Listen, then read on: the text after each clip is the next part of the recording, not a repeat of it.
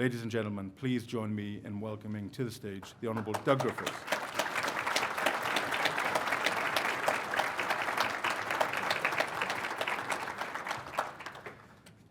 Good morning, ladies and gentlemen.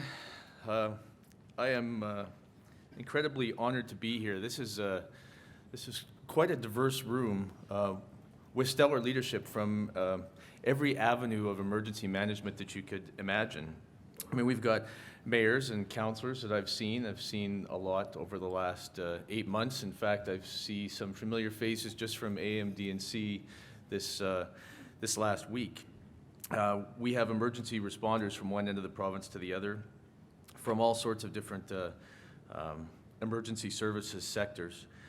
I want to say first, recognize I'm glad we have the Fire Commissioner's office here. I want to say thank you to Brian for being here, the Fire Chief from Lethbridge. You know, Brian showed some stellar leadership in the fires in Lethbridge, and I'm going to tell you right now, it makes me incredibly proud when an emergency like that happens and everyone, all the media are standing there expecting the minister to say something. But Brian goes first, he's coordinating the event, and by the time he's done and the media comes over to me, I just had to say everything he said. It was great, because it's a critical component to managing emergencies, communication, but I'll talk about that a little bit more in a moment.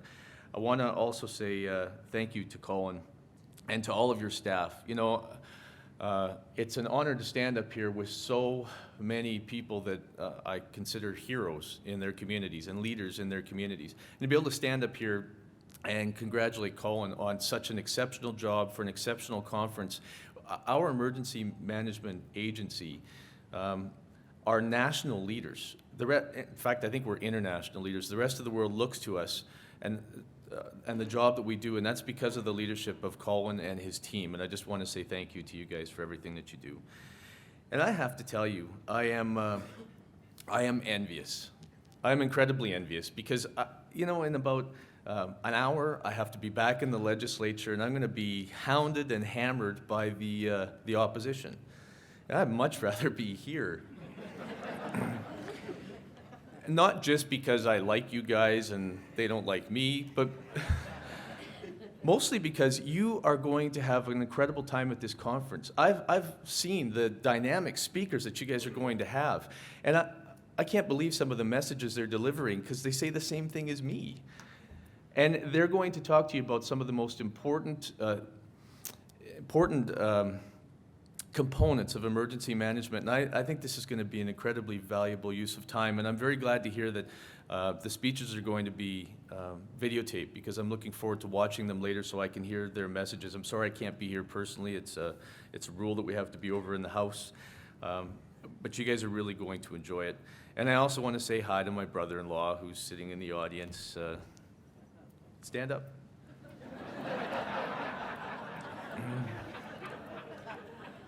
Yeah, I told yeah, I told you I'd get you. So, I don't know how many of you know me. I know most of the municipal councillors in this room have heard me talk a dozen times at least over the last year. But there's something you need to know about me and my approach to absolutely everything that I do. There's one rule. There's no us versus them. And I know that in politics, we're typically a very controversial group. Everybody has to fight with somebody else. That's how you do politics. I don't do politics that way. And I have delivered messages to the AEMA and AMDNC over and over again that say that I don't support anybody who comes forward who's there to protect their turf or their territory. We've got legislated boundaries around municipalities that actually create these legal entities that were done 100 years ago. But really, they don't serve any purpose except creating legal boundaries. Because my job as Minister of Municipal Affairs, I've told all of them, and they're hearing it again, is that I'm not there to protect legal municipal entities. I'm there to build better communities. That's what I think the ultimate job of government is to build better communities. That means that in municipal affairs and across this province, we've got to have coordination and cooperation to make sure that we do a good job to serve the one client we all represent, Albertans who live in communities, who don't care whether the service is delivered by the province of Alberta or by the county or by the town or by the federal government. They just want the service delivered in a cost-efficient, effective manner so that they can make sure that they can go on with their daily lives knowing that we're going to continue to have prosperity and security. Now, that same principle comes to emergency management services. There is no us versus them. There is no territorial protection.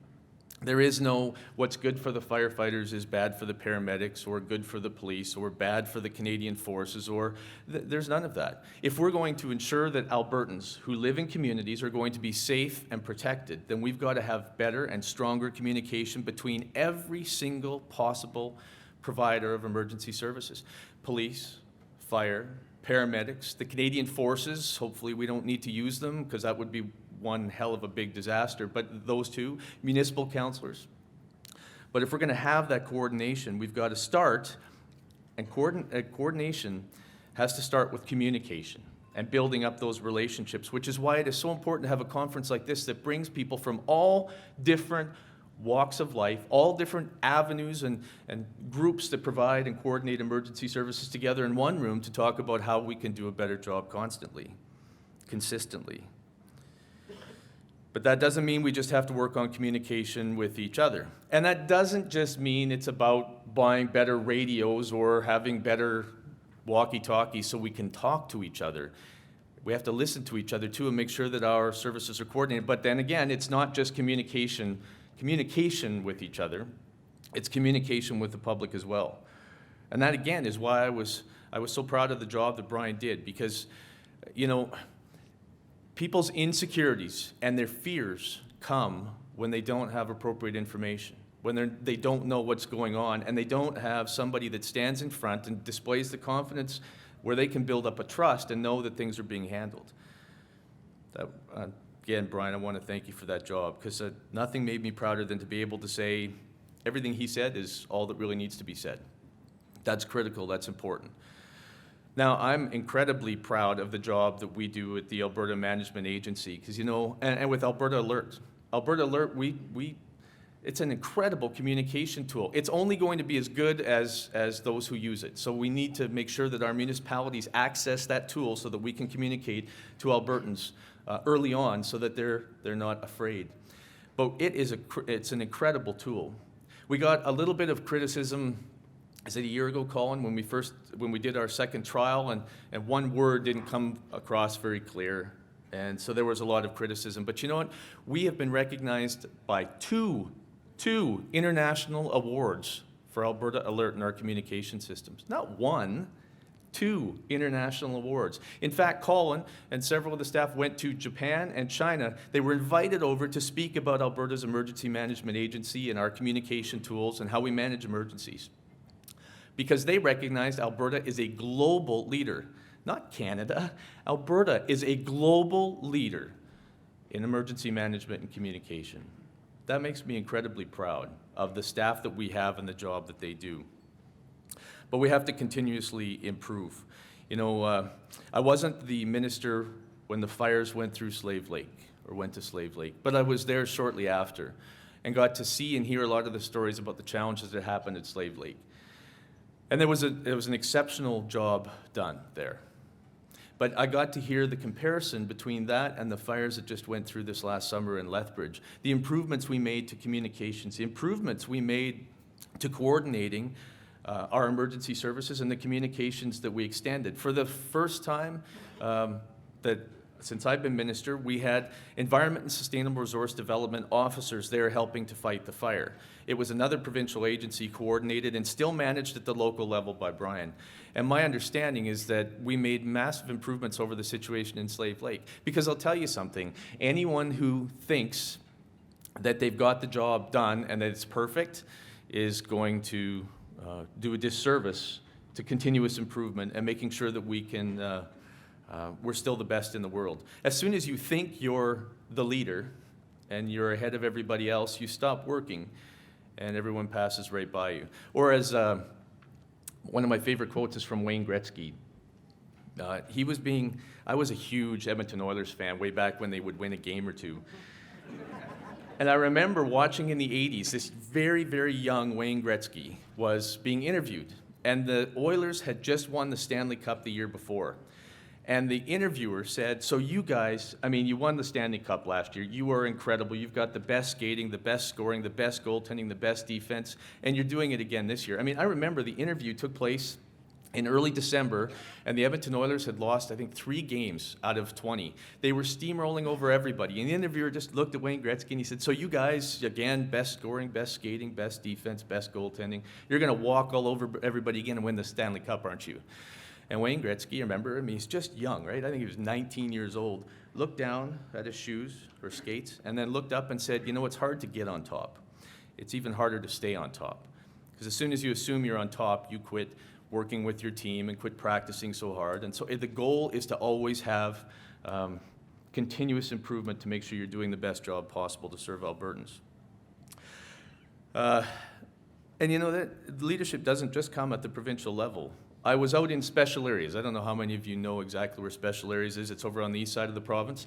And I was meeting with the special areas leadership there, and they were showing me how they coordinate a system they have that puts radios in every single vehicle they have, every grader, every truck, everything.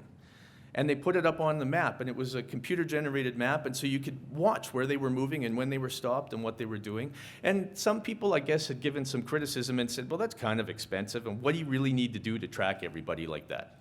It's Big Brother.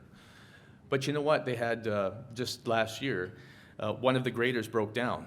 And being in special areas, if you've ever been out there, there's some pretty big expansive areas between buildings and between places. And there was something wrong with the radios. So they couldn't communicate. The operator of the grader could not communicate with anybody. And he was 30 miles, they said, from the nearest point. And it was 40 below, and his grader had quit. And they were watching that the grader hadn't moved for half an hour, and then it hadn't moved for an hour, and so they sent out a truck to get him, to see what was wrong, and found out he couldn't communicate on the radio, and he was stuck out there. If they didn't have that tracking system, he would have froze to death. Now, taking tools like that are invented and created at the local level, if we applied some of those things at the provincial level so that we could not just coordinate all the fire trucks and the police cars and the ambulances, but also systems where, because with fires and flood, you don't just need those things, you sometimes need graders and other things to help build fire breaks or to stop flooding. If we had a full coordinated system at the provincial level, just think about how quickly we could respond to emergencies. That's local innovation, not just provincial innovation, and that's critically important. Now, I want to tell you a couple of initiatives that we are still working on. Colin mentioned working diligently with the federal government on disaster mitigation, because we all know mitigating a disaster is a lot less costly than trying to repair it after the fact. And it's also just good planning. Whether it's building fire breaks and using the fire prevention program and for Alberta, or whether it's helping to repair damaged riverbanks to prevent flooding, those are things that will help prepare us better going down the road. And for any municipal councillors, it also means don't build houses in floodplains. That's just good, sound, practical management. You all heard me, right? Good. We've requested with Industry Canada for a designated radio channel for first responders, because I know some of the challenges out there with first responders. Volunteer fire departments, there's many of you in this room, become our first responders if an ambulance doesn't show up. Well, that's a very hot topic, but I'll tell you, you are critical to people's security and safety, first responders are, and volunteer fire departments need the tools, the resources, and the training to make sure that they could do the job that we all count on them for. And of course, then there's 911. I don't know how many of you heard, but last week I announced again that a year ago I had made the promise and the commitment that we were going to address the 911 challenge. You see, in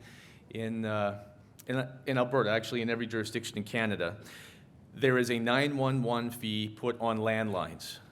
44 cents per month, 44 cents per month. And it's collected on the landlines, and it's distributed to the 911 call centers around the province to support them so that we can have that very important 911 service. It's not on cell phones. And when I got elected over a decade ago now. That was one of the first things I wanted to fix, but I kept getting told by the province, it's the CRT's responsibility. They regulate the telecommunications industry. So I would go to them and they would say, no, it's the province. And back and forth I went for several years. And then a couple of years ago, I found out that actually it was the responsibility of the province. Many other jurisdictions, many other provinces had started to introduce 911 legislation so they could address that. And then, so I started to hound the province and say, we need to fix this. And then just in time to become Minister of Municipal Affairs, I found out it was the Minister of Municipal Affairs who was responsible for it. So I stood up and said, now that I have the ability to fix it, we're going to fix it in 1 year. And still, within a couple of weeks, I anticipate by the middle of December, we will be making an announcement on what the solution is. But I can tell you, discussions with the telecommunications industry and the 911 call centers is going incredibly well. Everyone wants this addressed because you pay the 44 cents on the landline to support 911 call centers. I have very few people, when they understand the situation, that aren't willing to pay 44 cents per month for a dedicated money that will go to support our 911 call centers. So that's going to be taken care of. I do have a couple of people that have called me and said, I am not paying 44 cents a call. It's not 44 cents a call. It's 44 cents per month for a service that I doubt if anyone needed it would, well, everyone would want it when they need it. But sometimes I guess it's easy to forget. And the last thing, we need to lead by example. In every one of my vehicles, I have a self-prepared emergency kit. My wife likes to joke that if I got stuck in a ditch in a snowstorm, I have enough stuff in my truck to live there for 3 or 4 days. And my brother-in-law says even if the snow melted, I would probably still sit there for 3 or 4 days, just enjoying the chance to show off some survival skills. It's important that we model that stuff. In my house, in fact, I have a natural gas backup generator to make sure that in case I'm on the road, which I often am, my family's still going to be taken care of. I am right now, and you saw the basement ripped apart, we're putting in a wood-burning fireplace. It's not that much money to make sure that we have heat just in case something goes wrong. Because I lived way, way out in rural Alberta. And we had a snowstorm a few years ago, and my wife used to laugh at me and say, this stuff is ridiculous. It's all good. Until we had such a snowstorm, the power went out overnight. And it was really cold. And we had half of our neighbors all along the block come to our house because we had a wood-burning fireplace that kept the house warm. They came over and drank all my wine, and it's not quite what I had anticipated. But a lot of people showed up when they looked out the window and saw the smoke rising, came over and said, we're freezing here, can we come in? It's important for us to model exactly what we expect everyone else to do. And I'm pretty sure that one of your speakers is going to talk about this, because if we do have a significant disaster of some sort, and God willing, we never will, but if we do have a significant disaster of some proportions, we use the phrase, who depends on you in 72, because while all of you are out trying to help those who are most in need, you can't help every single person. And you shouldn't have to help every single person simply because they didn't prepare for something that was so easy to do. To keep a little water on hand, and a little rice, and a little propane cook stove, something to keep the house warm, that's all they need. But if we don't model it ourselves as emergency services people in our homes, why would other people do it? And that can, without doing that, a small emergency can turn into a crisis because nobody is prepared. We are going to work doubly hard at the Emergency Management Agency, the Province of Alberta, and our Department of Municipal Affairs to make sure that we communicate the message to Albertans that it's up to you to be prepared first, so that you can allow emergency responders to help those that are most in critical need. And we're going to model that. We just talked about doing more videos, getting the message out, creating more public awareness, so that you guys can do your job when it comes up. And I got to tell you, the majority of Albertans, frankly, don't think about emergency services until they have to pick up the phone and call 911, or they have some other crisis and you show up at their door to help them. And then they say, thank you, thank you, thank you. But they don't think about it every single day. So on behalf of them, I want to say thank you very much for everything that you do. You are unsung heroes.